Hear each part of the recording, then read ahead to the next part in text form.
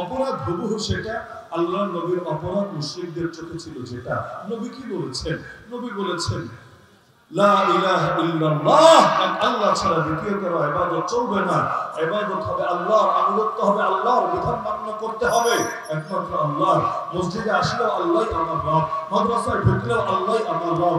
রাজনীতি, অর্থনীতি, বিচার আচার, আইন কানুন, শিক্ষা দীক্ষা, সভ্যতা, সংস্কৃতি, রব একজনই, নাম তার আল্লাহ। আলহামদুলিল্লাহ রাব্বিল আলামিন। সমস্ত জাহানের রব তিনি। মানব জগৎ, জিন জগৎ, উদ্ভিদ জগৎ, প্রাণী জগৎ, জল জগৎ, ফেরেশতা জগৎ, যত জগৎ হতে পারে সব জগতের রব একজনই, নাম তার আল্লাহ। এত স্পষ্ট দাওয়াত, কিন্তু এই দাওয়াত থেকে সহ্য হলো না।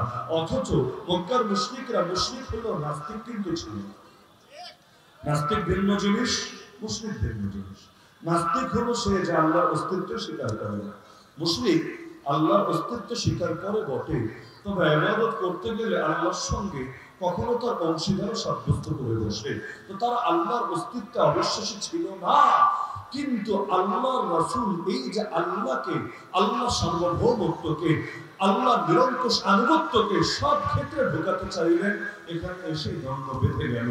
এখন যেমন হচ্ছে, নামাজ পড়বেন পাপ নাই, রোজা রাখবেন সমস্যা নাই, হজ যাকাত করবেন কেউ কিচ্ছু বলবে না। কিন্তু ইসলামকে ব্যক্তি জীবনের বাইরেও আরো যে সেক্টরগুলো আছে, সামাজিক জীবন, পারিবারিক জীবন, রাষ্ট্রীয় জীবন, অর্থনৈতিক জীবন, এখানে বাস্তবায়নের কথা বলেন, দেখবেন অনেকের গায়ে আগুন নিয়ে নেবে।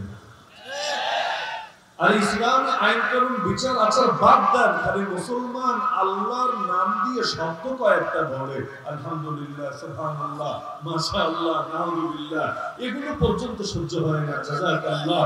এগুলোর মধ্যেও তারা আগ্রাসন খুঁজে পায়, এগুলোর মধ্যেও তারা বাংলা ভাষার বিরোধী এক ষড়যন্ত্র খুঁজে পায়। অদ্ভুত ব্যাপার। কথায় কথায় ইংলিশ বললে সমস্যা হয় না, আঙ্কেল আন্টি বললে সমস্যা হয় না, কিন্তু আরবি শব্দ বললে বাঙালির ট্রেন কি শেষ হয়ে যায়। এখন কেন ছেলেরা আলহামদুলিল্লাহ, মাশাআল্লাহ বলে? এগুলো নিয়েও চিন্তায় পড়ে গেছে। শুধু বাঙালিত্ব নিয়ে চিন্তা না, বলে দিচ্ছে যারা এভাবে বাংলার মাঝে আরবি ব্যবহার করে ওরা নাকি খোদাদ্রোহী। কারণ সব ভাষা আল্লাহর দান, আল্লাহর সৃষ্টি। এক ভাষার মাঝে আরেক ভাষা ঢুকানোর মানে হলো ওই ভাষাকে অপমান করা, অবজ্ঞা করা। আর আল্লাহর নিদর্শনকে যে অবজ্ঞা করে সে আবার মুসলমান থাকে কিভাবে? ফতোয়া দিতে মোল্লা মৌলবী লাগে না। এখন ক্লিনশিপ লোকেরাও অদ্ভুত অদ্ভুত ফতোয়া দিয়ে দিতে পারে। তো এমন এক আজব আগ্রাসন শুরু হয়ে গিয়েছে যে মুখের কথা পর্যন্ত কেড়ে নিতে চাচ্ছে। এমনকি দুনিয়ার বুকে দুইটা জিনিসের পার্থক্য বোঝেন না। এক হলো এমন কিছু শব্দ আছে যেটা সবাই ব্যবহার করে ইচ্ছায় বা অনিচ্ছায়। যেমন ধরুন কলম। কলম শব্দ কিন্তু বাংলা শব্দ না। কোন ভাষার শব্দ? আরবি শব্দ। কোরআন মজিদের মধ্যে এক সূরার নামই আছে সূরা কলম, 29 নম্বর সূরা। এই কলমের বাংলা কি? সেগুলোরা এসে বলুক। ওদেরকে তো জীবনে কলমের বাংলা শব্দ দিয়ে আমরা কথা বলতে দেখি নাই, সবসময় তো আরবিটাই বলে। এমনকি এই যে দুদিন আগে 21শে ফেব্রুয়ারিতে শহীদ মিনারে গিয়ে পুষ্পস্তবক অর্পণ করে আসলো, এই শহীদ কোন ভাষার শব্দ? এই মিনার কোন ভাষার শব্দ? এই শব্দগুলো বাঙালি শব্দ ছিল কবে? শহীদ খালি আরবি শব্দ তা না, শহীদ নিরেট মৌলবাদী শব্দ। শহীদ একটা ধর্মীয় পরিভাষা না? সালাত যেমনি ভাবে ধর্মীয় পরিভাষা, হজ যেমনি ভাবে ধর্মীয় পরিভাষা, যাকাত যেমনি ভাবে ধর্মীয় পরিভাষা, শহীদের শাহাদাত নিরেট নিখাত একেবারে খাঁটি ধর্মীয় পরিভাষা। তো এখন যে লোকগুলো জিহাদ শব্দ শুনতেই পারে না, সাবিলুনা সাবিলুনা আল জিহাদ বললে ওদের কানে ডিভাইস যেন সেট করা আছে, ওরা শুনে সাবিলুনা সাবিলুনা আল জঙ্গিবাদ, আল জঙ্গিবাদ। জিহাদের মুজাহিদ শব্দ সহ্য করতে পারে না। তো শহীদ আর শাহাদাত এই শব্দের প্রেম যেন যায় না। কি মধু আছে শহীদ শব্দের মাঝে। এটা তো ধর্মীয় শব্দ, এটা ব্যবহার করতে লজ্জা করে না? তার মানে মূল সমস্যা শব্দ নিয়ে না, মূল সমস্যা ইসলামী চেতনা নিয়ে।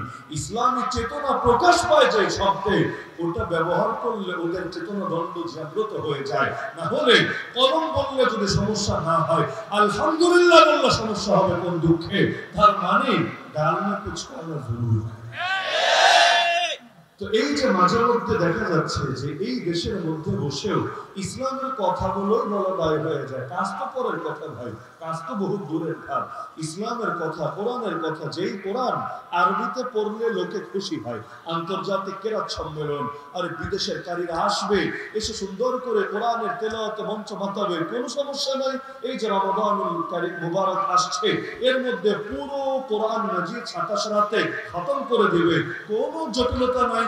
কিন্তু একই কোরআন যদি মসজিদের মিম্বারে দাঁড়িয়ে ইমাম মাতৃভাষায় তুলে ধরে, একই কোরআন যদি মাহফিলের মঞ্চ থেকে আলেম ওলামা তুলে ধরে, তাহলেই তাদের আসল রূপ যেন বের হয়ে আসে। তখন আর নিজেদের ভেতরে শয়তানি রূপ চেপে রাখতে পারে না। কিভাবে সে আলেমকে দমানো যায়, কিভাবে তাকে পেরেশান করা যায়, কিভাবে তাকে জেলের ভাত খাওয়ানো যায়, এজন্য ঠান্ডা আইন করে।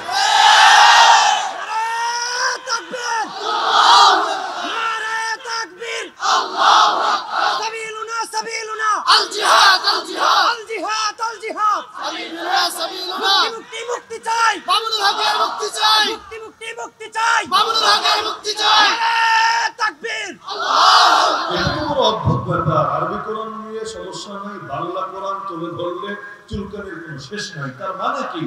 আসলে কোরআনের উপর ঈমান নাই, কিন্তু কোরআনটাকে জাস্ট একটা বরকতের কিতাব হিসাবে, তাবিজের কিতাব হিসাবে, খতমের কিতাব হিসাবে এখানে ব্যবহার করতে আপত্তি নাই। মা অসুস্থ, লাগা খতম, বিদেশে যেতে হবে, লাগা খতম। তার মানে কোরআন দিয়ে খতম করলে না, তখন খুব ভালো, তখন খুব আরাম।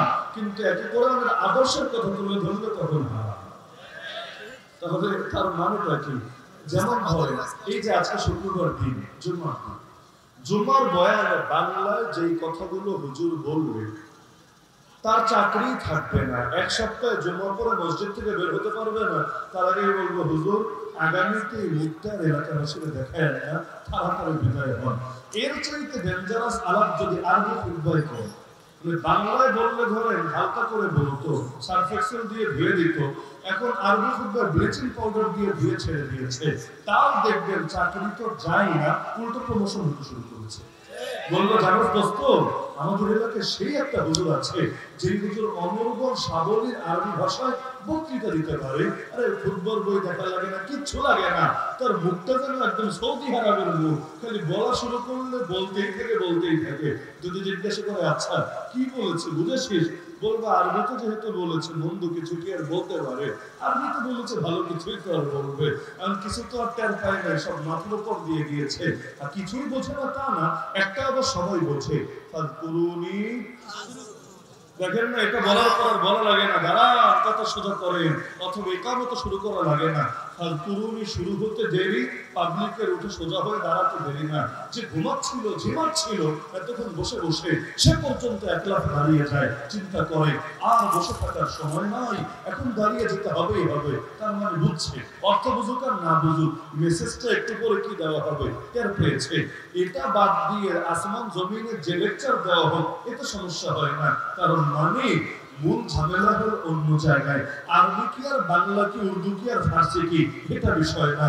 বরং মূল ঝামেলা হলো এখানে যেই কথা স্বার্থে গিয়ে আঘাত আনবে, ওই কথা মানতে রাজি হবে না। হলে কোরআন জানাচ্ছে, মক্কার মুশরিকরা এগুলো বিশ্বাস করতো।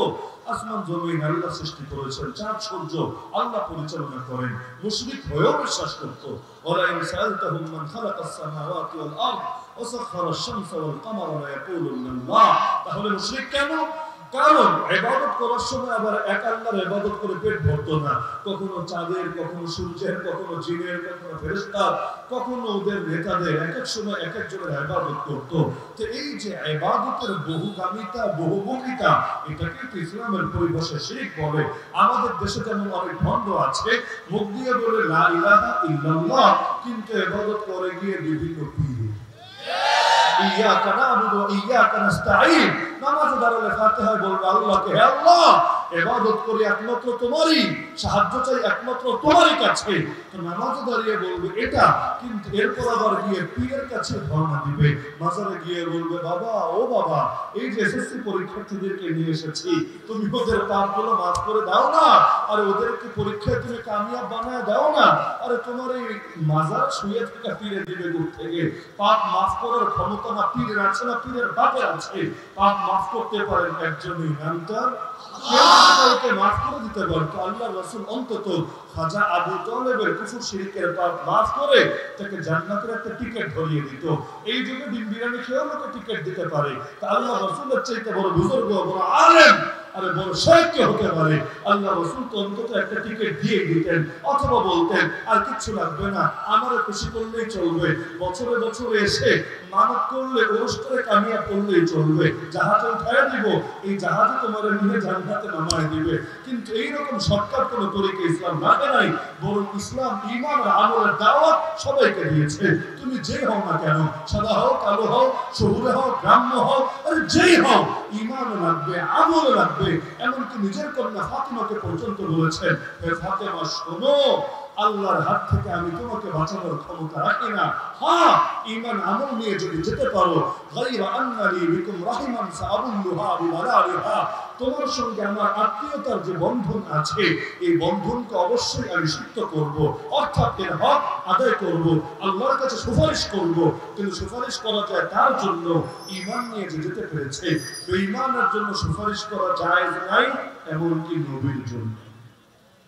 নবীর ব্যাপারে আল্লাহ বলেছেন, মা কানা লিন নবী, নবীর জন্য বৈধ না, ওয়াল্লাযীনা আমানু মা, নবীর সঙ্গে যারা ঈমান এনেছে তাদের জন্য বৈধ না, আই ইস্তাগফিরু লিল মুশরিকিন, তারা মুশরিকের জন্য ক্ষমা প্রার্থনা করবে, ওয়ালাউ কানু উলি কুরবা, যদিও সেই মুশরিক তাদের রক্তের আত্মীয় হয়, মিন বাদি মা তাবায়্যানা লাহুম আন্নাহুম আসহাবুল জাহিম, এটা স্পষ্ট হয়ে যাওয়ার পরে যে তারা জাহান্নামের অধিবাসী।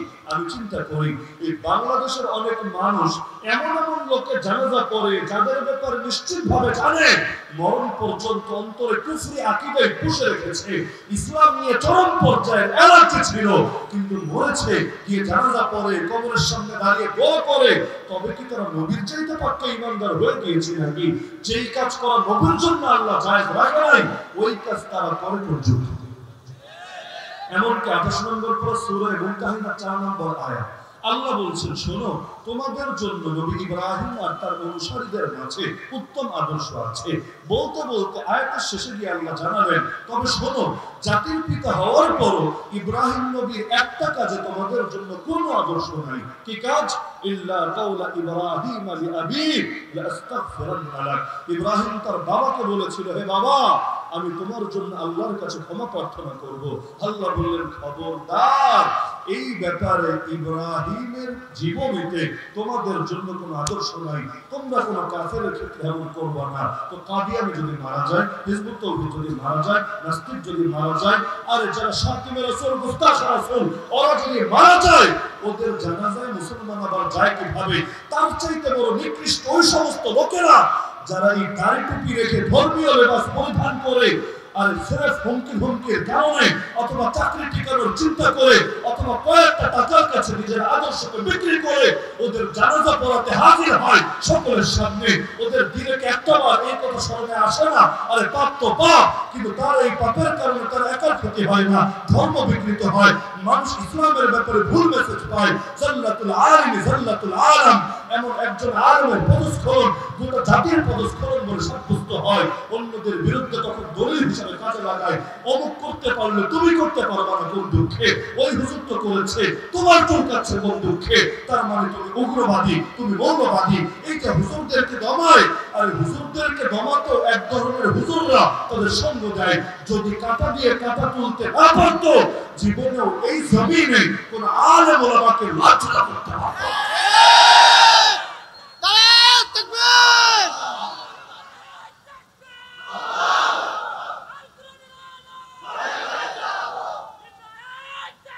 ইমাম আহলে সুন্নাত ওয়াল জামাআহ ইমাম আহমদ বিন হাম্বল রাহমাতুল্লাহ আলাইহি যখন কারাগারের মধ্যে ভয়াবহ নির্যাতনের শিকার হয়েছিল, তার সাথে কেউ নাই, কেউ না। প্রথম দিকে দুইজন ছিল, বাকিরা দুই শ্রেণীতে ভাগ হয়েছে। একদল তারা মেনেই নিয়েছে, যান বাঁচানোর জন্য শাসক যা বলতে চায় এটার সাথে একমত পোষণ করেছে, যদিও জানে সেটা হক না, সেটা বাতিল। আর একদল মন থেকে মানে নাই, কিন্তু তারা চতুরতার আশ্রয় নিয়েছে, কৌশল করেছে, মনে রেখেছে এক ব্যাখ্যা, মুখ দিয়ে দিয়েছে আর এক ব্যাখ্যা, মুখের কথা একটা, মনের কথা আরেকটা। মাইর প্যাচ কাজে লাগিয়ে নিজেদেরকে কোনো রকম কৌশলে আড়াল করার চেষ্টা করেছে। তো তিনজন আলেম আদর্শের উপর অটল থাকলেন, তাদেরকে বন্দী করা হলো, নির্মম নির্যাতন শুরু হলো। সাধারণ কোনো আলেম না, বরং প্রত্যেকে বয়োজ্যেষ্ঠ প্রবীণ আলেম, যাদের হাজার হাজার না লক্ষ লক্ষ অনুসারী পৃথিবীর বুকে ছড়িয়ে আছে। এই তিনজনের দুজন নির্যাতন সইতে না পেরে এক পর্যায়ে ইন্তেকাল করলেন। বাকি রইলেন সির্ফ একজন, নাম তার ইমাম আহমদ বিন হাম্বল রাহমাতুল্লাহ আলাইহি। যখন ভয়াবহ জুলুম চলছে তার উপর, আর ইমাম আহমদ হলেন সেই মহান ব্যক্তিত্ব, তিনজন শাসক পরপর যার উপর জুলুম করেছে, মানে তার জীবদ্দশায় তিনজন শাসক চেঞ্জ হয়েছে, একজন মরার পর আরেকজন, সে মরার পর আরেকজন, কিন্তু তিনজন মিলেই জুলুম চালিয়েছে তার উপর। তারপর পাহাড়ের মতো অটল থেকেছে, অবিচল থেকেছে, বুদ্ধান্তর করে দাঁড়িয়ে থেকেছে, কোনো আপোষ করে নাই। ওই বুড়ো বয়সেও যখন তার পিঠে মারতে মারতে মারতে পিঠের গোস্তগুলোকে পর্যন্ত কিমা বানিয়ে ফেলে। আজকের কারাগার ওই যুগের কারাগার না। আজকে তো কারাগারে অনেক কিছু করতে জবাবদিহির কথা চিন্তা করে করা লাগে, কারণ ওরাও ভয় পায় মিডিয়ায় আসলে কি জানি হয়, ছড়িয়ে গেলে কি জানি হয়, কার জানে চাকরি নিয়ে টানাটানি লাগে। এমনকি কারাগারে কারারক্ষীরা সবচেয়ে বেশি ভয়ে থাকে পাছে না কোনো আসামি আত্মহত্যা করে। আমাদের সময় আমরা দেখেছি সবচাইতে বেশি ভয় হলো এটা নিয়ে, দ্বিতীয় কোনো ভয় নাই। যেমন আমাদের চারজন আলেমকে যে মামলায় জড়ানো হয়েছে, আমি, মুফতি হারুন ইজহার, মাওলানা মাহমুদ গনবী, মাওলানা আমির হামজা, মানুষ চারজন, মামলা তো একটা। এখন যেই ছেলেটাকে দিয়ে এই মামলার ব্যাকগ্রাউন্ড আর থিমটাকে দাঁড় করানো হয়েছে, সাকিব, হাত থেকে জীবনে চিনি না, নামও দেখি নাই, কারাগারে গিয়ে দেখা যে না এই নামে এই লোকটাকে কেন্দ্র করে মামলাটা সাজানো হয়েছে। বেচারা এতটা ডিপ্রেশনে চলে গিয়েছে সির্ফ এই কারণে, হায় রে আমার কথাকে কাজে লাগিয়ে আমাকে ব্যবহার করে বাংলাদেশের এমন উল্লেখযোগ্য চারজন আলেমকে পেরেশান করলো, হায় আমার এই জীবন বাঁচিয়ে রেখে কি লাভ হবে, আমি বাঁচবই না, আমি আত্মহত্যা করব। তার মাথায় এটা ঢুকে গেল। এখন আমরা যত বোঝাই, অন্যরা যত বোঝাই, ভাই আত্মহত্যা কোনো সমাধান না, ঠিক আছে যে কোনো ভাবে তোমার মুখ থেকে একটা কথা বের করা হয়েছে, হ্যাঁ এখন আল্লাহ তোমাকে কখনো সুযোগ দিলে তুমি অন্য কথাটা প্রকাশ করে দিও, এতে যদি বিচারে কোনো ফায়দা হয় হবে, যদি না হয় তা না হবে। আমাদের দিলে তোমার জন্য কোনো কষ্ট নাই, কারণ তুমিও নিজের ইচ্ছে করো নাই, ব্যবহৃত হয়েছো, ঠিক আছে। কিন্তু দেখা যাচ্ছে এর কোনোভাবে আত্মহত্যার বুদ্ধি মাথা থেকে সরানো যায় না। আমরা যখন গেলাম কেন্দ্রীয় কারাগারে, ঢাকা কেন্দ্রীয় কারাগার যেটা কেরানীগঞ্জে অবস্থিত, এখন সকল রুমে খালি আসামি আর আসামি, হুজুর দিয়ে ভরা, এক এক রুমে 6 জন 7 জন করে হুজুর। এর মধ্যে গিয়ে আমরা তখন এক রুমে, সাকিবরে নিয়েছে আরেক রুমে, ওই রুমে হেফাজতের মামলার বেশ কয়েকজন হুজুর। ওখানে বসে সে বলল, হুজুর এই যে দেখেন এই হুজুরগুলো আমার কারণে জেলে এসেছে, আমার মতো এই পাপের জীবন যদি দুনিয়া না থাকতো তাহলে তো তাদের জেলে আসা লাগতো না, আমার জন্মটাই তো অনর্থক, নিজে জীবনে ইসলামের জন্য কিছু করতে পারলাম না, কিন্তু এতগুলো হুজুরের ক্ষতির কারণ হলাম শুধুমাত্র আমার বলদামের কারণে, আমার অবুঝের কারণে, আর আমাকে যা বলেছে সেটা আমি ওদের সাথে একমত পোষণের কারণে। তো এখন আমি এই জীবনে রাখবো না। সব হুজুর মিলে বুঝাচ্ছে, দেখা যায় কাজ হয় না। সে ডাইরেক্ট বললো যে হুজুর আপনারা খালি ঘুমান, বাকি কাজ আমি করে ফেলবো। এখন তো গেছে এদের প্রাণের পানি শুকিয়ে। আমাকে ডেকে বলে, রুম কিছুটা দূরে ডেকে বলে, উসমা সাহেব, উসামা সাহেব একটু বুঝান, না হলে যদি এখন আত্মহত্যা করে আমরাও তো বিপদে পড়ে যাবো। কারণ যেই রুমেরকে আত্মহত্যা করে ওই রুমের বাকিরাও খুব ঝামেলায় পড়ে, আসলে আত্মহত্যা করেছে নাকি ঝুলিয়ে মেরে ফেলেছে এগুলো তো আরেক রহস্য থেকে যায়। এখন সবার ঘুম হারাম। এখন তারা আবার কারা কর্তৃপক্ষকে ডেকে বললো, কাহিনী কিন্তু এইরকম। তারা এসে বললো কেন আত্মহত্যা করবা, কারণ বললো হায় হায়। এখন কারো বুঝি সে মানে না। এখন দেখা যায় জমাদার আসে, সুবেদার আসে, এগুলো কারাগারের পরিভাষা আর কি। জমাদার এসে বোঝায় কাজ হয় না, সুবেদার এসে বোঝায় কাজ হয় না। এমনকি দেখা গেল জেলের মূল কর্তৃপক্ষ যারা দায়িত্বশীলরা তারা এসে বোঝায় কাজ হয় না। এখন দেখে বলা বলি করছে, সারা রাত বসে কোন রকম পাহারা দে, সকাল হলে কাশিমপুরে, আপনাদের গাজীপুরে, কাশিমপুরে ভাগায় দিব, আপদ যা কোন রকম আপদটা বিদায় হলে আমরা বাঁচি। তো আমরা খেয়াল করেছি পুরো রাত ওই রুমের সামনে আলাদা প্রহরে নিয়োজিত রেখেছে, যাতে পোলাটা না মরে, অন্তত বেঁচে থাকে। এখন কোন রকম রাতটা পার হলো, সকালে সবাই ভাগায় দিল কাশিমপুরে। কাশিমপুর এসে তো আত্মহত্যার ভূত যায় না, খায় না, সকালে না, দুপুরে না, রাতে না, আর এরকম বসে এক ধারে থাকে, দেখা যায় শোয়ও না। এখন আশপাশে রুমের সবাই ভয় পেয়েছে, ভেবেছে জিনে ধরেছে, কারণ এইরকম রাত বিরাতে পড়ে আছে, হঠাৎ হাসে, হঠাৎ কাঁদে, একবার এক এক অতীত স্মরণ করে, আবার মায়ের সাথে কথা বলে, বাপের সাথে কথা বলে। এরা তো চিন্তিত, হুজুর মনে হয় পাগল হয়ে গেছে। দীর্ঘকাল পাগলা গড়তেও তাকে রাখা হয়েছে কাশিমপুর গাজীপুর কারাগারে, যে তার মনে হয় ছিঁড়ে গেছে, কিন্তু কেউ বুঝতে পারছে না যে এমনি সাদা সিধা, কিন্তু বেচারা আসলে বাঁচতেই চাচ্ছে না, আত্মহত্যা করবে। লাস্টে ওষুধ খেলো একসঙ্গে 10টা। ওই নাপা ট্যাবলেট আছে না জ্বরের জন্য যেটা খায়, এটাই একসঙ্গে 10টা খেলো, মানে মরা তার লাগবেই, কিভাবে মরবে। কিন্তু 10টা খাওয়ার সঙ্গে সঙ্গে বমি করে দিল, ওষুধও গেল বের হয়ে। এখন সবার থেকে বিদায় নিচ্ছে, হুজুর আমি মরে যাব, আমি ওষুধ খেয়েছি, আমাকে ছেড়ে দেন। খবরই নাই যে বমি হয়েছে আর মরবে না। তা আমরা দেখেছি যে কারাগারের মধ্যে সবচেয়ে বেশি ভয় থাকে যে পাছে না কোনো আসামি আত্মহত্যা করে বসে, না হলে অনেকের চাকরি চলে যায়, স্থায়ীভাবে তাদেরকে বরখাস্ত করে দেওয়া হয় ব্যর্থতার অভিযোগে। কিন্তু ওই জামানাতে এমন ছিল না। ইমাম আহমদ বিন হাম্বলকে যেভাবে পাচ্ছে সেভাবে জুলুম করছে, নির্যাতন করছে, জবাবদিহির কোনো চিন্তা নাই। আর ওই জামানাতে গণতন্ত্রের জামানাও না। অবশেষে তার এক শাগরেদ তাকে বলল, হুজুর সবাই তো আপোষ করে নিল, যেই কয়েকজন অবিচল ছিল একে একে তারাও মরে গেল, এখন আপনি একা বাকি আছেন। এই বুড়া বয়সে আপনার পিঠের গোশতগুলো পর্যন্ত কিমা হয়ে গিয়েছে, আর কত? আল্লাহ তাআলা আপনাকে মাফ করবেন, আল্লাহর ওয়াস্তে আপনি এখন অন্তত একটু নমনীয় হন, আপনি তারা যা বলে সেটা মেনে নেন, আল্লাহ আপনার ওজরকে কবুল করবেন। তিনি বললেন, শোনো, আমি তোমার দিলের দরদ বুঝি, ইসলামের মাসালাও বুঝি, কারণ ইসলাম জান বাঁচানোর জন্য কুফরি কথা বলাকে জায়েজ রেখেছে, তো সেখানে তার জন্য এই ছাড় না থাকার তো কোনো যুক্তি নাই। তো তিনি বললেন, শোনো শাগরেদ, আমি তুমি যা বলেছো হুবহু মেনে নেব, তার আগে একটা কাজ আল্লাহর রাস্তায় তুমি করো। তুমি একটু কারা ফটকের সামনে ঘুরি দিয়ে দেখে আসো বাইরের পরিবেশটা কি, যা দেখবো হুবহু তা এসে আমাকে বললো, এর ভিত্তিতে আমি সিদ্ধান্ত নিব। শাগরেদ গেল, ভাবলো কারা ফটকের বাইরে আর কি আছে, কিন্তু আসলো, এসে দেখে সুবহানাল্লাহ, হাজার হাজার আলেম এবং তালেবুল ইলম দত কালি নিয়ে, কলম নিয়ে, কাগজ নিয়ে রেডি আছে যে খালকে কোরআনের এই মাসআলায়, এই আকীদার ব্যাপারে ইমাম আহমদ বিন হাম্বল সর্বশেষ কি মত প্রদান করে। কারণ ওই যুগে তো, এখন তো মিডিয়ার মাধ্যমে সারা দুনিয়া এক মুহূর্তে খবর ছড়িয়ে যায়, ওই যুগে তো এভাবে ছড়াতো না, একজন আরেকজনের কাছে, সে আরেকজনের কাছে এভাবে পৌঁছাতো। তো ওই যুগে তো এগুলো সংকলন করতো কলমের দ্বারা। তো দেখলে ইমাম আহমদ কি মত দেয়, এজন্য সকলে মিলে কাগজ কলম নিয়ে বসে আছে, তারা লিখবে বলে। এসে যখন জানালো, বলল, দেখো শাগরেদ, আমি যদি এখন এই কুফরি কথা বলি, আমার জান তো বেঁচে যাবে, কিন্তু জাতির ঈমানের কি হালত হবে। এই যে হাজার হাজার আলেম এবং তালেবুল ইলম আমার মত হিসাবে এই কথাকে সংকলন করবে, তারা এক একজন এক এক এলাকায় ছড়িয়ে যাবে, কেউ যাবে কুফায়, কেউ বসরায়, কেউ শামে, কেউ ইয়ামানে, কেউ ফিলিস্তিনে, কেউ মিশরে, কেউ মক্কায়, কেউ মদিনায়। এই যে সারা দুনিয়ায় হয়তো শতাব্দীর পর শতাব্দী, যুগের পর যুগ মানুষ আমার মত হিসাবে এই মতটা জানবে এবং তারা চিন্তা করবে, হায় ইমাম আহমদ কি ভুল বলতে পারে, ইমাম আহমদ যা বলেছে অবশ্যই দলিলের আলোকে বলেছে, চল আমরা ওই মত পোষণ করি। এই যে আমার একদিনের একটা স্বার্থবাদী আচরণের কারণে এই যে হাজার হাজার লক্ষ লক্ষ কোটি কোটি মানুষের ঈমান বরবাদ হবে, আর বলো কিয়ামতের দিনের দায় কে নেবে, আমি কোন মুখ নিয়ে হাজির হব আল্লাহর রাসূল। কি বুঝলেন? আলেমের বিষয় আর সাধারণ মানুষের বিষয় এক না। সাধারণ মানুষ ধরেন পান্তা ভাত, পান্তা ভাত খেতেও মজা কম, পচলেও গন্ধ কম। আলেমরা বিরিয়ানি খেতেও ভারী স্বাদ, তবে পচলে ভারী দুর্গন্ধ। একজন আলেম সে চাইলে গোটা একটা জাতিকেও আলোকিত করে তুলতে পারে, আবার একজন আলেম চাইলে গোটা একটা জাতিকে নিয়ে জাহান্নামের দিকে ছুটতে পারে। তাদেরকে কিভাবে মিসগাইড করে জাহান্নামের দিকে নিয়ে যাওয়া হচ্ছে। সুতরাং অন্যদের বিষয় আলাদা, আলেমের বিষয় আলাদা।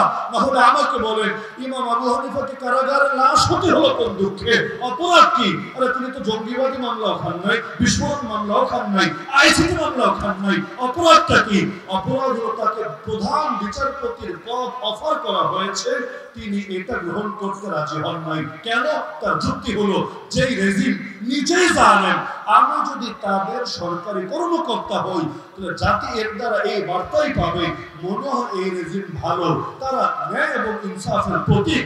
এই যে আমার দ্বারা এতগুলো মানুষের ভুল মেসেজ যাবে, এটার দায় কিয়ামতের দিন কে নেবে? 2 নম্বরে, তোমরা তো আমাকে স্বাধীনভাবে বিচার করতে দিবা না, আমাকে কোরআন সুন্নাহর পক্ষে থাকতে দিবা না। যেমন যারা দালালি খাতায় নাম লেখায়, চাইলেও কিন্তু মুখ দিয়ে স্বাধীনভাবে কোরআন হাদিসের কথা বলতে পারে। আমরা তো আগে দেখি আল্লাহ কি বলেছেন, রাসূল কি করেছেন, বাস আল্লাহ খুশি থাকলেই চলবে, আল্লাহ নারাজ হলেই শেষ। কাউকে কাউকে এর পাশাপাশি আরেকটা দেখতে হয়, আল্লাহ তুমিও বেজার হয়েও না, অমুক আর তমুক তুমিও মনে কষ্ট নিও না। উভয় কুল ঠিক রাখতে হয়, কিন্তু উভয় কুল ঠিক রাখা কখনোই সম্ভব না।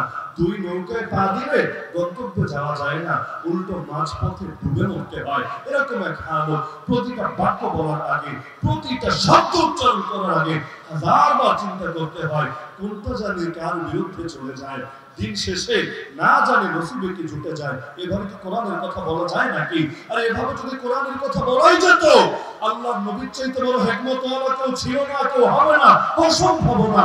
আমার নবী এমন তরিকায় দাওয়াত দিতেন যাতে আবু জাহল আবু লাহাবের মনে কোনো কষ্টই না আসতো।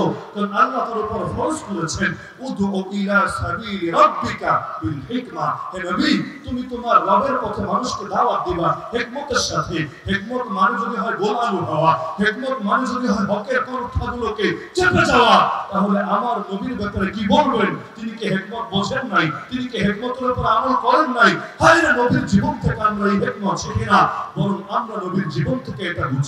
যেখানে যা দরকার সেখানে সেটা দেওয়ার নাম হিকমত, যেখানে নরম দরকার সেখানে নরম দেওয়ার নাম হিকমত, যেখানে গরম দরকার সেখানে গরম দেওয়ার নাম হিকমত। তায়েফও হিকমত, বদরও হিকমত, মক্কি জিন্দেগিও হিকমত, মাদানী জিন্দেগিও হিকমত। কোনটাকে হিকমত থেকে খালি বলবেন? আল্লাহ রাসূল বলেন, সন্তানের বয়স যখন 7 হবে তাদেরকে নামাজের আদেশ দিবা, বয়স যখন 10 হবে খালি আদেশ না, অদরিবুহুম আলাইহা ওয়া হুম আবনাউ 10 সিনিন। তখন নামাজের জন্য যদি না পড়ে প্রয়োজনে পিটাবা, পিটিয়ে পিটিয়ে হলেও নামাজ পড়াবা। তার মানে 10 হওয়ার আগে নামাজের জন্য পিটানো হিকমত না, আর 10 হওয়ার পরে খালি মিষ্টি মিষ্টি কথা বলে সীমাবদ্ধ থাকার নাম হিকমত না। বরং 10 হওয়ার আগে মিষ্টি কথা বলার নাম হিকমত, 10 হলে নামাজের জন্য পিটানোর নাম হিকমত। তাহলে নবীর জীবন থেকে এটাই বুঝি। আরে ডাক্তারের হাতেও ছুরি থাকে, ডাকাতের হাতেও ছুরি থাকে, দুটোই ছুরি, কিন্তু দুই ছুরিকে আমরা একভাবে মূল্যায়ন করি না। খুনির হাতেও অস্ত্র থাকে, আইন শৃঙ্খলা রক্ষাকারী বাহিনীর হাতেও অস্ত্র থাকে, ইসরায়েলের হাতেও অস্ত্র। ফিলিস্তিনের প্রতিরোধ যোদ্ধা যাদেরকে হামাস বলে, মূলত হলো হারাকাতুল মুকাওয়ামা আল ইসলামিয়া, ইসলামী প্রতিরোধ যুদ্ধ। তো এই যে প্রতিরোধ যোদ্ধা যারা, তাদের হাতে অস্ত্র। দুই অস্ত্র কিন্তু দেখতে এক না। ডাকাতের ছুরি গজবের ছুরি, ডাক্তারের ছুরি রহমতের ছুরি। খুনির হাতের অস্ত্র গজবের অস্ত্র। আইন শৃঙ্খলা বাহিনী বাস্তবেই যদি আইন শৃঙ্খলার কাজে নিয়োজিত থাকে ইসলামের নির্দেশনার আলোকে, তার হাতের অস্ত্র রহমতের অস্ত্র। দেখতে জিনিস এক হলেও কাজ কিন্তু এক না। আবু জাহলের হাতেও বিশাল তরবারি, মুহাম্মদুর রাসূলুল্লাহ সাল্লাল্লাহু আলাইহি ওয়াসাল্লামের হাতেও বিশাল তরবারি। দুই তরবারি এক না। আর আবু জাহলের তরবারি জঙ্গিবাদের তরবারি, আল্লাহর রাসূলের তরবারি পবিত্র জিহাদের তরবারি।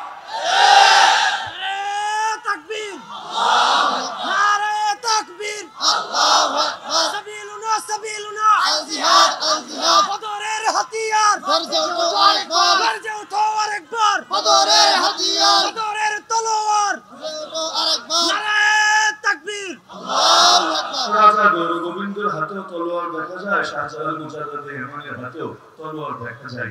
এই দুটোকে কেউ যদি এক বলে চালিয়ে দিতে চায়, বুঝতে হবে ওর মস্তিষ্কে শয়তান বিষ করে দিয়েছে। এই যে বর্তমান দুনিয়ায় মুসলমান মাইর খায় আর মুসলমানদেরকে জঙ্গি বলে গালি দেয়। এই আফগানিস্তানের মধ্যে মুজাহিদদেরকে জঙ্গি বলা হয় না, এখন আর বলে না। বড় মজা লাগতো আমার, এই যে 15 আগস্ট স্বাধীন হলো আফগানিস্তান, আমরা কিন্তু তখন কারাগার। পত্রিকার মাধ্যমে শুধু রিপোর্ট জানি, অন্য কোনো মাধ্যম নাই। এখন 15 আগস্টের আগে আমরা পত্রিকায় দেখতাম সেখানে লিখত তালেবান জঙ্গিরা আর আশরাফ ঘানি সরকার। মনে করেন আশরাফ ঘানি সরকারের বাহিনীর বিরুদ্ধে তালেবান জঙ্গিরা হামলা চালিয়ে এই ক্ষতি করেছে। 15 আগস্টের পর ওই পত্রিকায়, সেকুলার পত্রিকা, লিবারেল পত্রিকা, এই বাম সাংবাদিকদের হাতে লেখা, এতেই দেখি তালেবান সরকার। হায় হায়, দুদিন আগে ছিল জঙ্গি, দুদিন পর তারাই হয়ে গেল সরকার। এখন জঙ্গি বলে কাদের জানেন? হ্যাঁ, এখন তালেবান সরকারের বিরুদ্ধে হামলা করেছে আইএস জঙ্গিরা। তার মানে কি, দুদিন আগে ওরা ছিল জঙ্গি, এখন ওরাই সরকার। এইটা আবার কেমনে রে ভাই? আগে জঙ্গি থাকলে পরেও জঙ্গি, ক্ষমতা দখলের আগে যারা জঙ্গি, ক্ষমতা দখলের পরেও জঙ্গি। জঙ্গি আবার অন্য জিনিস হয় কিভাবে? কিন্তু না, তার মানে হইল যে যখন ক্ষমতায় থাকে তখন তার পুজো দিতে হয়। সত্যের ভক্ত, নরমের জম, এটাই যদি হয় নিয়তি, তাহলে আদর্শের আর কি বাদাম থাকে? এই আমেরিকা চুক্তি করে না এদের সাথে, তালেবানের সাথে চুক্তি করেছে কিনা? জঙ্গির সঙ্গে আবার চুক্তি করে কেন? জঙ্গির সঙ্গে যে শান্তি চুক্তি করে আরো বড় জঙ্গি। এজন্য বলে সরি ইটুকু আমাদের বুঝতে ভুল হয়েছে, আমরা ভেবেছিলাম ওরা জঙ্গি, ওরা আসলে সশস্ত্র স্বাধীনতাকামী বিপ্লবী। 19 বছরে বুঝলা না, লাস্টে এসে এমন বুঝা কেমনে বুঝলা? এটা কি মানসিক বিদ্যার দ্বারা বুঝলা না কোনো হুজুরের বয়ান শুনে বুঝলা? বলবে না, মায়ের উপরে ওষুধ নাই, এই মায়ের খেয়ে হচ্ছে। এটাই তো বাস্তবতা। দেখেন না, এক এক সময় এক এক রূপ পাল্টায়, এক এক সময় এক এক খোলস পাল্টায়। দুদিন আগে বলে একটা, দুদিন পর বলে আর একটা। এই মক্কাবাসী আমার নবীকে মারতে মারতে, আরে নবীর বৃদ্ধা সাহাবী সুমাইয়া রাদিয়াল্লাহু আনহা বয়স যার এত বেশি, তার সন্তান হয়ে গেছে জওয়ান, এই বৃদ্ধা নারী সাহাবীকে লজ্জাস্থানে বর্ষা দিয়ে আঘাত করে আবু জাহল নিজের হাতে শহীদ করেছে। কিন্তু নবী যখন বিজয়ী হয়ে মক্কায় প্রবেশ করেছেন, নবী সবাইকে সামনে বসিয়ে বললেন, এই আমার থেকে কেমন আচরণ আশা করিস বলতো? এখন বলে আখুন কারীম, অবনু আখুন কারীম, ভাই না ভালো, তুমি আমাদের ভালো একটা ভাইয়া আর আমাদের ভালো একটা ভাইয়ার সন্তান, মানে তোমাদের বাপও আমাদের মুরব্বীদের ভাই আর তুমিও আমাদের জওয়ানদের ভাই। আরে ভাইকে ভাইয়ের সঙ্গে খারাপ আচরণ করে, বাহ, মুখ থেকে যেন মধু ঝরে। এত মধু আগে ছিল কোথায়? আগে যদি অন্তত এর 1000 ভাগের 1 ভাগ সৌজন্য বোধ দেখাতো, তাদেরকে তো এতটা লাঞ্ছিত হওয়া লাগতো। এই যে সারা দুনিয়ার মধ্যে ইসলাম ফোবিয়া ছড়িয়ে দিচ্ছে, এক এক সময় এক এক লাইনে ছড়ায়। কখনো জিহাদ, ভাইবেন না এটা জিহাদ খেলাফতের শব্দগুলো বাদ দিলে কাফের মুশরিকরা আমাদের উপর রাজি হয়ে যাবে। এটা যদি হতো, আমার নবীর গায়ে একটা ফুলের কাঁটাও ঢুকতো। কিন্তু না, ওদের দুশমনী আসলে জিহাদ খেলাফত নিয়ে না, ওদের দুশমনী হলো পুরো ইসলামটাকে নিয়ে। তবে বলবেন জিহাদ নিয়ে এত সিরিয়াস কেন? কারণ অ্যান্টি ভাইরাসের বিরুদ্ধে ভাইরাস তো সিরিয়াস হবেই, বর্ডার গার্ডের বিরুদ্ধে স্মাগলিং যারা করে সিরিয়াস তো হবেই। এখন ভাইরাসের টার্গেট হলো পুরো ডিভাইসকে নষ্ট করা। তো ডিভাইসে ঢুকতে চাইলে সবচেয়ে বড় বাধার নাম অ্যান্টিভাইরাস। এখন সে আগে বোঝায় অ্যান্টিভাইরাসটাকে দূর করতে হবে কোনোভাবে। ট্রান্সজেন্ডাররা যেমন আমাদেরকে বোঝায়, আরে আমার শরীর একরকম হলে কি হবে, মনটা তো তোমারই মতো, তোমার সাথে আমাকে রাখো না, আমার দ্বারা তোমার কোনো ক্ষতি হবে না। সিএম এসে যদি মুরগিরে বোঝায়, দোস্ত মুরগি আমার থাকতে দে না, তোর সাথে খাওয়াবে, মুরগি বলবে তোর কিভাবে আমার সাথে থাকতে দিতে পারি, তুই আমার দুশমন। বলে আরে না না, আমি তো দুশমন হব কেন?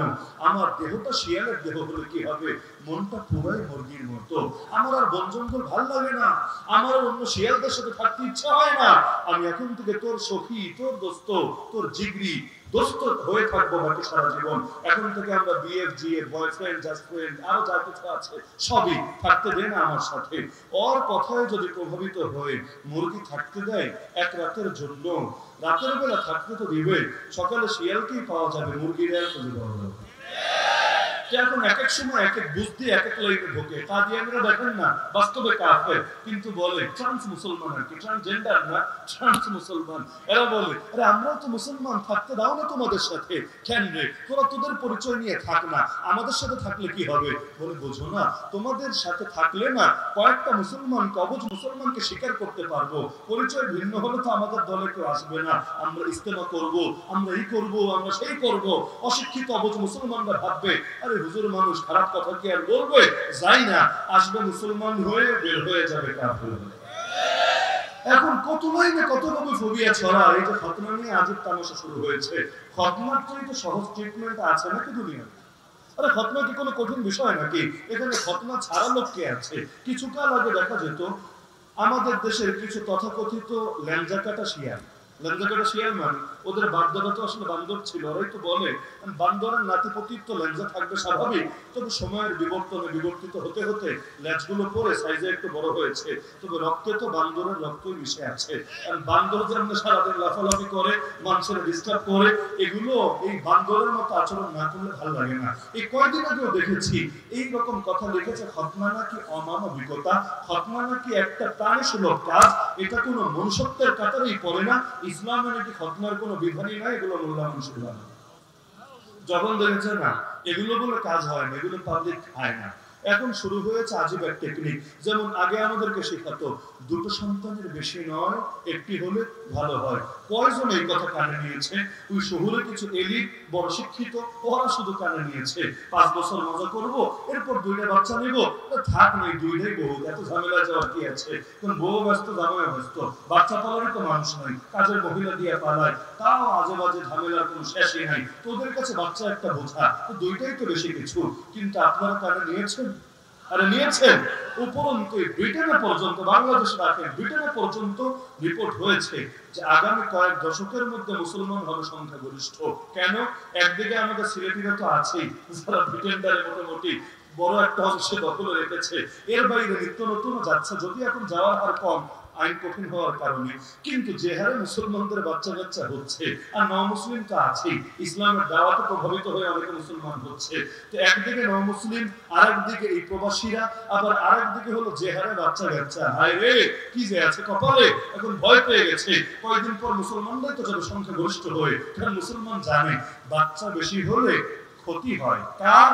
ওদের। আর বাচ্চা কম হলে লাভ হয় কার? লাভ আল্লাহ এবং তার রাসূলের। কারণ রাসূল বলেন নাই এমন নারীকে বিয়ে করো যেই নারীর একটা গুণ হলো বেশি বাচ্চা জন্ম দিতে সক্ষম, তাহলে কি হবে? আমি কিয়ামতের দিন গর্ব করব তোমাদেরকে নিয়ে। তাহলে আল্লাহর নবীর গর্বের কারণ যে হতে পেরেছে, কত বড় কপালবান আছে আমাদের হুজুররা, মনে এই লাইনে এগিয়ে আছে এখনো পর্যন্ত আর কি, অন্যদের তুলনায় এমনি সব লাইনে আছে। বাকি ধনীদের চাইতে গরিবরা এগিয়ে, গরিবদের মধ্যে হুজুররা আরেকটু এগিয়ে, আলহামদুলিল্লাহ সুম্মা আলহামদুলিল্লাহ। আবার যারা মাসনা ফুলাসা রুবাহ করেছে ওরা তো আরো বেশি এগিয়ে, যদি সবগুলো হক ঠিকঠাক ভাবে আদায় করে। তো এখন আগে এভাবে বলতো, কিন্তু বেশিরভাগ লোকে কানে নিত না। এজন্য দেখেন সিজারকে কিভাবে এস্টাবলিশ করেছে। তো সিজার যদি এত ভালো জিনিসই হয়, তাহলে ইউরোপ আমেরিকায় সিজারের হার তো সবচেয়ে বেশি থাকার কথা, কারণ উন্নত বিশ্ব উন্নত প্রযুক্তি সবচেয়ে আগে ব্যবহার করবে, এটাই যুক্তির কথা। কিন্তু ওদের দেশে সিজারের হার কত, আমাদের দেশে সিজারের হার কত? এমনকি এই দেশেও যারা বড় বড় এলিট নায়িকা গায়িকা টাইপের, ওদের মধ্যে সিজার হয় কয়টা, আর একদম সাধারণ মানুষদের মধ্যে সিজার হয় কয়টা? এত সিজার কেন বেড়ে গেল? আপনি বলবেন না হুজুর আগেকার মহিলারা শক্তিশালী ছিল, এখন দুর্বল হয়ে গেছে, এজন্য নরমালি হয় না, অপারেশন করে বের করা লাগে। আরে ভাই থাকেন তো শহরে, এজন্য মহিলারা দুর্বল হয়ে গেছে এমনটা মনে হতে পারে। গ্রামে গিয়ে দেখেন না, পুরুষরা, আপনারা পুরুষরা শহরে আর কি পরিশ্রম করেন, গ্রামের মহিলারা এখনো অনেকে এর চাইতে 10 গুণ বেশি পরিশ্রম করে। ওই একেবারে ফজর হওয়ার আগ থেকে যে শ্রম দেওয়া শুরু করে ওই রাত 9টা 10টা পর্যন্ত শ্রম দেওয়া চলতেই থাকে, এত বেশি পরিশ্রম। অনেক টকবগে নওজোয়ানদের যদি এর 10 ভাগের 1 ভাগ দেই, একদিন করার পর দ্বিতীয় দিন ওরা বিছানা থেকে টেনে উঠানো যাবে না। তো দেখা যাচ্ছে এখনো এই দেশের উল্লেখযোগ্য সংখ্যক নারী শারীরিকভাবে শক্তিশালী আছে, কর্ম আছে, স্বাস্থ্যগত বিভিন্ন কারণে, অসচেতনতার কারণে হয়তো একটা বয়স যাওয়ার পর তারা বিভিন্ন রোগ ব্যাধিতে ভোগে, সেটা ভিন্ন আলাপ। কিন্তু এর মানে এটা না সবাইকে গণহারে সিজার করতে হবে। এর পেছনে আমার যুক্তি বলে, আমার বিচার বিশ্লেষণ বলে গভীর এক ষড়যন্ত্র লুকিয়ে আছে। একটা তো পয়সার ষড়যন্ত্র আছে, এটা বুঝতে তো আর পিএইচডি করা লাগে না। অনেক বেসরকারি মেডিকেল, কারণ যদি ওরা নরমাল ডেলিভারি করে কয় টাকা পাবে? সিজার একটা করালেই তো সেই রকম লাভ, অন্তত 10-12 হাজার করেও যদি পায়, সর্বনিম্ন বললাম 10-12 হাজার করেও যদি পায়, লস কোথায়? মাসে 30টা করতে পারলেও বহুত ব্যাপার। তো একদিকে তো পয়সার ব্যাপার আছে, কিন্তু আরেকদিকে আমার বিচার বুদ্ধি বলে মুসলিম উম্মাহ কিভাবে হ্রাস পায় তাদের সংখ্যা। কারণ মুসলমান যত কমবে ওদের যুদ্ধ তত সহজ হবে। কারণ প্রতিটা মুসলমানকে নিয়ে ভয় থাকে, যদি প্রতিটা মুসলমানকে নিয়ে ভয় নাই থাকতো, ফিলিস্তিনের বুকে এত শিশুকে গণহারে কেন হতো? ইতিমধ্যে 15,000-এর অধিক শিশুকে জানে মেরে ফেলেছে। কেন? শিশুদের অপরাধ কি? ওরা তো শিশু, দুনিয়াকে চিনতেই শেখে নাই, বুঝতেই শেখে নাই, তার আগে কেন মারলা তুমি? জবাব দিবে হয়তো একটাই, আরে আমরা খুব ভালো করে জানি শিয়াল হয় ওই বনের রাজা যেই বনে সিংহ থাকে না। কারণ সিংহ যদি একবার বনে ঢুকে পড়ে, আর শিয়াল তখন ল্যাজ গুটিয়ে পালাবে কোথায়? সেই জায়গায় কখনো পায় না।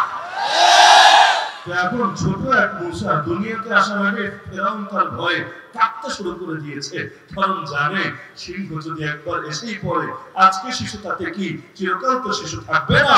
বিশেষ করে যখন বুঝতে শিখে এই দুনিয়ার মাসুম বাচ্চারা নিজের বাপের শহীদ লাশ দেখবে, নিজের মায়ের ইজ্জত হারা কান্না দেখবে, আর নিষ্কাম্বরের ঘানে ঘানে না, বরং বারুদের গন্ধে গন্ধে বড় হবে। তাদের রক্তে যে দুর্বার আগুন জ্বলবে, পৃথিবীর কোন অস্ত্র দিয়ে সে আগুনকে নিভাবে। আরে আমি দৃঢ়ভাবে বিশ্বাস করি, 100% কনফিডেন্স নিয়ে বলছি, আমি আলী হাসান ওসামার ঈমান যে পাওয়া, ফিলিস্তিনের অনেক ছোট ছোট শিশুর ঈমানের চেয়ে বেশি পাওয়া। কারণ তারা সদা সর্বদা মৃত্যুকে নিজের চোখের সামনে রেখে নিজেদের হাতে নিজেদের কোলে কত ভাইকে শেষবারের মতো শুয়ে দেয়। আর রক্ত দেখে দেখে যারা বড় হয়েছে তাদের কাছে মৃত্যুর ভয় থাকে না। এজন্য একটা প্রবাদ আছে, কোন মুজাহিদকে হাসাতে চাইলে মৃত্যুর ভয় দেখাও, দেখবা হেসে উঠেছে। আর যদি কাঁদাতে চাও, নিপীড়িত জনগণের গল্প শোনাও, দেখবা যত পাথর দীর্ঘ চোখের পানি আর ধরে রাখতে পারে নাই, কাঁদতে শুরু করে দিয়েছে। তো মুসলমান কিভাবে কমানো যায়, এজন্য আজীব এক চক্রান্ত শুরু করেছে। তো এখন আমার বিবেক বলে ফতমান লাইনে অনেক অপপ্রচার চালিয়েছে, কাজ হয় নাই।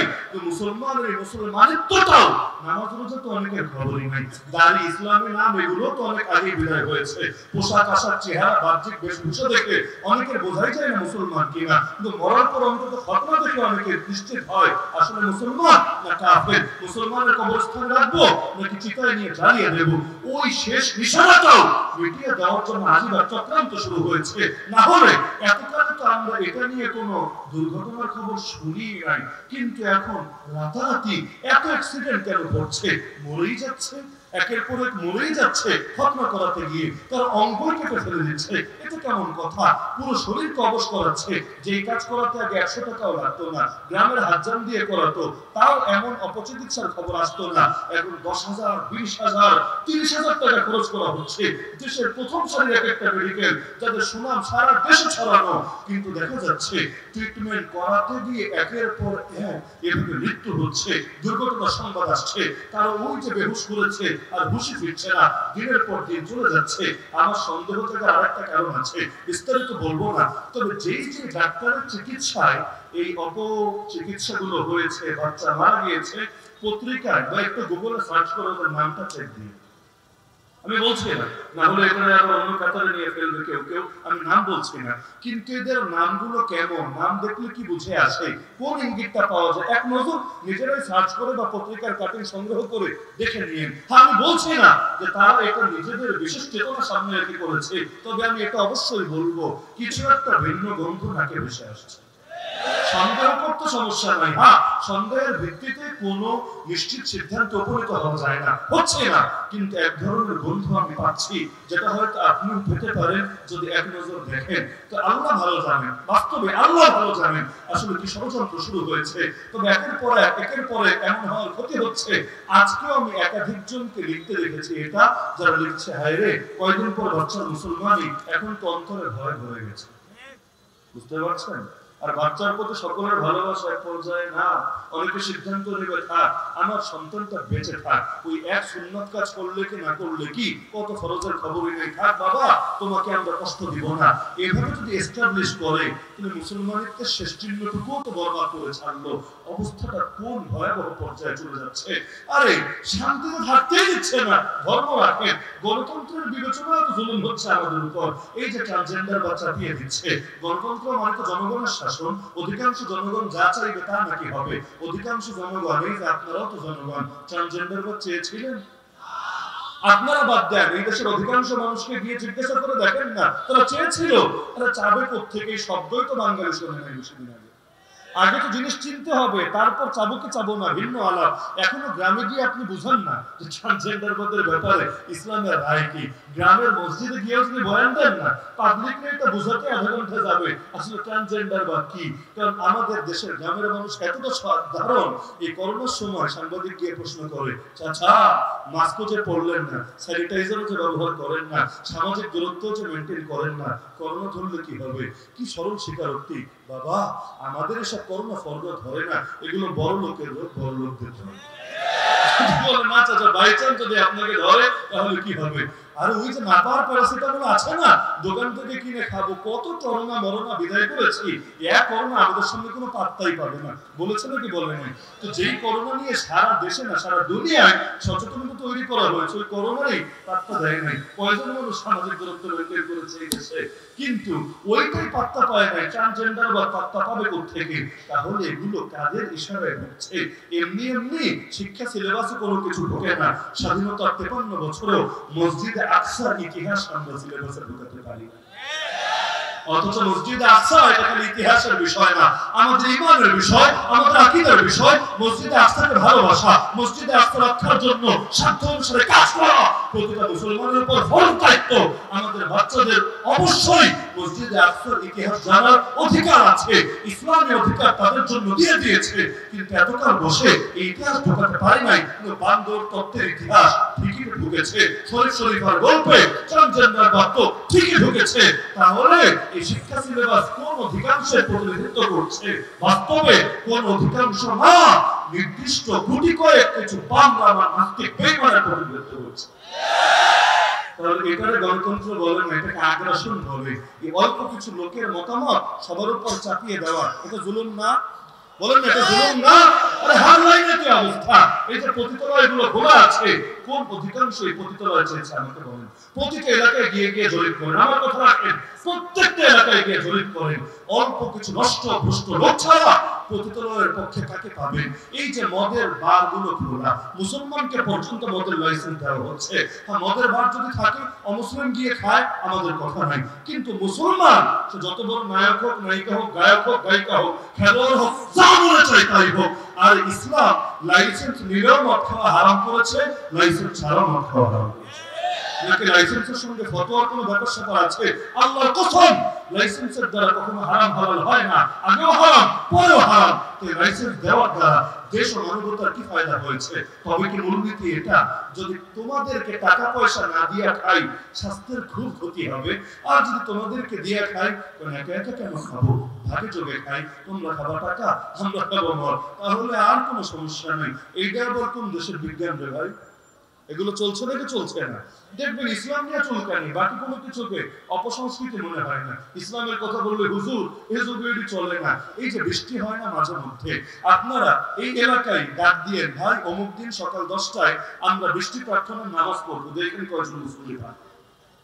খুব বেশি পাবেন, খুব বেশি পাবেন।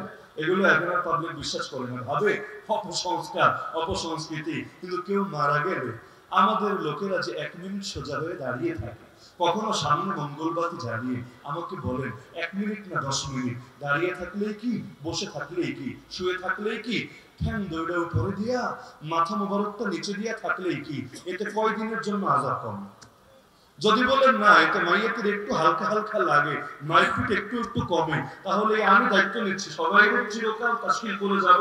আরে ভাই মাইয়াতের জন্য 2-4 দিন দাঁড়ায় থাক, ব্যাপার না, এত কিছু করলো তোদের জন্য, তোরা একটু খাড়ায় থাকতে পারবি না। কিন্তু এতে যদি ফায়দা না হয়, না দুনিয়া না আখিরাতে, তাহলে এইটা কোন দেশের বিজ্ঞান? এটা কি মেরিন জিঞ্জিরা নাকি মেরিন বুড়িগঙ্গা? এটা কোন দেশের বিজ্ঞান? চিন্তা করার দরকার নাই? নাকি সব বিজ্ঞান খেলে বাল্য বিবাহের ব্যাপারে খুঁজে পায় যে বাল্য বিবাহের কি কি ক্ষতি বুঝলা? তাহলে এগুলো কি কি ক্ষতি বুঝলা না? এই যে ফুল দেয়, ফুল দিলে টাকা অপচয় হয় না? ফুল তো মাগনা পাওয়া যায় না, টাকা অপচয় হয় না? কয় টাকা? 1 টাকা 2 টাকা, 100 200 1000 2000 1 লাখ 2 লাখ, আরে কত কোটি টাকা ব্যয় হয়। আচ্ছা আমাকে বলেন, ওই ফুলগুলো এখন গেল কোথায়? ইতিমধ্যে ডাস্টবিনে যায় নাই? ইতিমধ্যে এগুলোকে ঝাড়ু দিয়ে ফেলে দেওয়া হয় নাই? দেশের কি ফায়দা হলো? জনগণের কি ফায়দা হলো?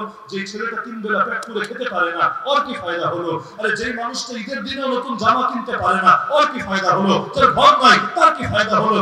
এমন কি যারা প্রাণ দিয়েছে দেশের জন্য, ভাষার জন্য, তাদেরই বা কবরে কি ফায়দা হলো? অথবা তাদের আত্মীয়-স্বজনের বা কি ফায়দা হলো? আমাকে বুঝান, আমার এই স্বল্প জ্ঞান আমার বুঝে আসে না। না হলে এগুলোর অর্থটা কি? আর প্রতিটা কাজে হয়তো আখিরাতের ফায়দা লাগবে, নাহলে দুনিয়ার ফায়দা লাগবে। দুই ফায়দার কোনো ফায়দা যদি না থাকে, ইসলামের ভাষায় সেটাকে অপচয় বলে। আর অপচয়কারীরা জানি কার ভাই? জানেন তো সবাই, দুলাভাই না, ডাইরেক্ট ভাই। ইন্নাল মুবাদদিরিনা কানু কওমে শায়াতিন, অপব্যয়কারীরা শয়তানের ভাই। তো শয়তানের ভাই হওয়ার এত স্পর্শগুলো কেন? অথচ এই টাকাগুলো যদি এতিমখানায় দেওয়া হতো, গরিব দুঃখীকে দেওয়া হতো, আত্মমানবতার সেবায় ব্যয় করা হতো, অথবা বৃদ্ধাশ্রমের বৃদ্ধদেরকেও হেল্প করা হতো, ফায়দা হতো কি না? কবরের আযাব কমতো না? মাইয়াতের জন্য আখিরাতের জীবন সহজ হতো কিনা? তার মানে কি ইসলামের ফতোয়ার খবর নাই, যে কাজে ফায়দা ওই কাজের কোনো গরজ নাই, চেতনা ব্যবসার ধান্দা শেষ নাই। চট্টগ্রামে সীতাকুণ্ডে একবার কন্টেইনারে আগুন লেগেছিল, মনে আছে? বেশি দিন আগের কথা না, 2 বছর হবে হয়তো। অনেক ভাই পুড়ে গিয়েছিল, কেউ মারা গিয়েছে আর কেউ হসপিটালে তরপাচ্ছিল, মরে যাবে যাবে অবস্থা। ওই সময় আমাদের চিটাগাঙ্গের ভাইয়েরা অনেক সাহায্য করেছে আলহামদুলিল্লাহ। এই নমুসলিম ভাই ইব্রাহিম আর নমুসলিম বোন জান্নাতুলের ক্ষেত্রে তারা যেমন হিম্মতের পরিচয় দিয়েছে, আল্লাহু আকবার স্লোগান উচ্চারিত করেছে, ওই সময় আলহামদুলিল্লাহ তারা পাশে দাঁড়িয়েছে। এমনকি আমরা পত্র-পত্রিকায় দেখেছি সিএনজি ড্রাইভার বিনামূল্যে যাত্রী পরিবহন করেছে। এমনকি পাম্পওয়ালারা যারা এভাবে অসুস্থ লোকদেরকে মেডিকেলে নিয়েছে, ওদের গাড়িতে তেল দিতে পয়সা রাখে নাই, বিনামূল্যে সার্ভিস দিয়েছে। কিন্তু আমাদের দেশে শাহবাগ শরীফের মধ্যে এক শ্রেণীর লোক সন্ধ্যাবেলা মোমবাতি জ্বালিয়ে দাঁড়িয়ে শোক পালন করেছে। এমনি আগুনে পড়ে কষ্ট হচ্ছে, এই মোমবাতি জ্বালিয়ে শোক পালন করে কি ঘোড়ার ডিমের বার্তা তুমি দিচ্ছ? তুমি কি এটা বোঝাচ্ছ কন্টেইনারের আগুনে পুড়েছিস? নাহলে পোড়ানোর মতো আগুন আমাদের মোমবাতিতেই ছিল। অথচ এই টাকাগুলো দিয়ে মলম কিনে দিলেও কিন্তু ফায়দা হতো, হসপিটালে বিকাশ করলেও ফায়দা হতো। খবর নাই। সুনামগঞ্জের বন্যা হলো, আমাকে বলেন আপনারা তাওহীদ জনতার হুজুররা কি পরিমাণ তাদের পাশে দাঁড়িয়েছে, আর আমাদের বঙ্গীয় সুশীল তথাকথিত লেজহীন আর লেজওয়ালা এই সমস্ত সেকুলার আর এই সমস্ত বাংলার নাস্তিক কয়জন তাদের পাশে দাঁড়িয়েছে? পার্সেন্টেজ একটু কম্পেয়ার করেন, কি মনে হবে? বাকিটা আপনার বিবেকের কাছে ছেড়ে দিলাম। এত চেতনা রাখো কই রে ভাই? বালিশ কি মাথার নিচে থাকে না উপরে থাকে? এত চেতনা নিয়ে ঘুমাও কেমনে? তার মানে সব চেতনা জাগে খালি ইসলামের ধর্মের জন্য। সুতরাং ওদের কোনো কথায় পাত্তা দেওয়ার কিছু নাই। আমার মূল বার্তা এটা, ইসলামের জন্য কাজ করবেন একমাত্র আল্লাহকে রাজি করার জন্য। আর আল্লাহকে রাজি করার জন্য কাজ করলে আল্লাহর দুশমন অতীতেও খুশি হয় না, এখনো হবে না, হওয়া সম্ভব না যতদিন না দাজ্জাল ধ্বংস হয়। সুতরাং কে কি ভাবলো, কে কি বললো, এত কারণে আমার দরকার নাই। কাজ হবে আল্লাহর জন্য, কারণ জীবন আল্লাহ, মরণ আল্লাহ। ইন্না সালাতি ওয়া নুসুকি ওয়া মাহইয়ায়া ওয়া মামাতি লিল্লাহি রাব্বিল আলামিন। সুতরাং আখেরি কথা, খাজা আবু তালেব অমুসলিম নেতা হয়ে যদি কুরাইশকে চ্যালেঞ্জ দিতে পারে, শোন কুরাইশ, আমি জীবিত থাকতে তোরা কিন্তু মুহাম্মাদের কোনো ক্ষতি করতে পারবি না। যদি মুহাম্মাদের ক্ষতি করতে হয়, আমি আবু তালেবের লাশের উপর পাড়া দিয়ে যেতে হবে। আমরা কি মুসলমান হয়ে পারি না সে আবু তালেবের মতো আল্লাহর সঙ্গে একটু বায়াতবদ্ধ হতে? আল্লাহ, যতদিন আমি জীবিত আছি, আমার ভেতরে প্রাণ আছে, সেই প্রাণের স্পন্দন আছে, যতদিন আমার ধমনীতে রক্ত প্রবাহিত থাকবে, ততদিন বাতিলের সামনে আমি কিছুতেই মাথা নত করতে পারবো না। বরঞ্চ একটা মাত্র প্রাণ, সেই প্রাণ আমি তোমার দ্বীনের জন্য কাজে লাগাবো। বাতিলের বিরুদ্ধে লড়াই আমার চলাবই চালাবো। এতে যদি আমার সন্তান এতিম হয় হবে, আমার স্ত্রী বিধবা হওয়া লাগে হবে, আমার মায়ের কোল খালি হলে হবে, আমার বাপের চোখ থেকে পানি ঝরলে ঝরবে, কিন্তু এই কপাল নত হলে একমাত্র তোমার সামনে নত হবে। যতদিন হায়াত আছে কোন বাতিলের সামনে মাথা নত করবো না। তাকবীর, নারে তাকবীর, আল্লাহু আকবার, সাবিলুনা আল জিহাদ, আল জিহাদ, সাবিলুনা তাকবীর। আমরা বিচ্ছিন্নভাবে কেউ কিছু করতে পারবো না, কিন্তু ঐক্যবদ্ধভাবে সবই করতে পারবো আল্লাহর সাহায্যে ইনশাআল্লাহ। পাটের রশি যখন একেবারে আলাদা থাকে, টান একটা দিলেই ছিঁড়ে যায়, কিন্তু ওটাকে পাকাতে এমন বানায় জাহাজ পর্যন্ত বেঁধে রাখে, কি মজবুত জাহাজ। তাহলে আমরা এক একজন হলাম ওই পাটের এক একটা সিঙ্গেল সুতোর মতো, সবাই যখন একসঙ্গে জোটবদ্ধ হব, এমন শক্তিশালী হয়ে যাবো ইনশাআল্লাহ, বাতিলকে নিয়ে তীরে সুন্দর করে বেঁধে রেখে। রাজি আছেন তো ইনশাআল্লাহ? দ্বীনের মূল বিষয়ে আমাদের কোনো ভেদাভেদ নাই। আর আমাদের যত ইখতিলাফ আছে থাক, ওটা ইলমের টেবিলে সমাধান হবে, আর আমরা নিজেদের মধ্যে পরস্পরে বুঝবে। কিন্তু বাতিলের বিরুদ্ধে যখন লড়াই করতে হবে, তখন আর আমাদের কোনো দল মত কিছু নাই। হাইয়া আলা সালাহ শুনলে যেমন আমরা এক, হাইয়া আলা জিহাদ শুনলেও আমরা এক। রাজি আছেন তো ইনশাআল্লাহ? হয়তো কিছু করবেন না হলে মরবেন, মাঝামাঝি সুরাত নাই। তো যখন মরণ চূড়ান্ত নিয়তি, কিছু করেই মরি না। আরে প্রাণীও তো শেষবারের মতো একটা চেষ্টা চালায় আত্মরক্ষার জন্য, আমরা চেষ্টা চালাই না। না হলে দুটো যে কোনো একটা হবে, লিখে রাখেন, হয়তো আগামী বাংলাদেশ হবে ইসলামের বাংলাদেশ, কোরআনের বাংলাদেশ। আর যদি আমরা না জাগি, আল্লাহ হেফাজত করুন, আল্লাহ তাআলা মাফ করুন। ভয় এটাও আছে, হয়তো হবে নতুন কোন বুখারা। নবী নিজের হাতে বলেছিলেন, এর জন্য সূচনা করতে হবে নিজেকে, সমাপ্ত করবেন আল্লাহ নিজে। আমি একটু আগাবো, বাকিটা আল্লাহ আমার দিল দেখে সাহায্য করবেন। বদলে যিনি করেছেন আজও তিনি আছেন নাকি নাই? তিনি যতদিন আছেন আমাদের ভয়ের কোনো কারণ নাই। আল্লাহ বলেন সূরা জুমার আয়াত 52, আলাইসাল্লাহু বিকাফিন আবদা, আল্লাহ কি তার বান্দার জন্য যথেষ্ট না?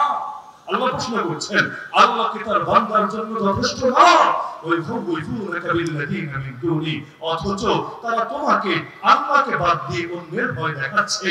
ওয়া ইউদ্লিল্লাহ, আল্লাহ যাকে বিপথগামী করেন, ফামা লাহু মিন হাদ, তাকে সুপথে আনার কেউ নাই। তা আমরা বলবো হাসবুনাল্লাহ ওয়া নি'মাল ওয়াকিল, নি'মাল মাওলা ওয়া নি'মান নাসীর, ওয়া আখিরু দাওয়ানা আলহামদুলিল্লাহি রাব্বিল আলামিন।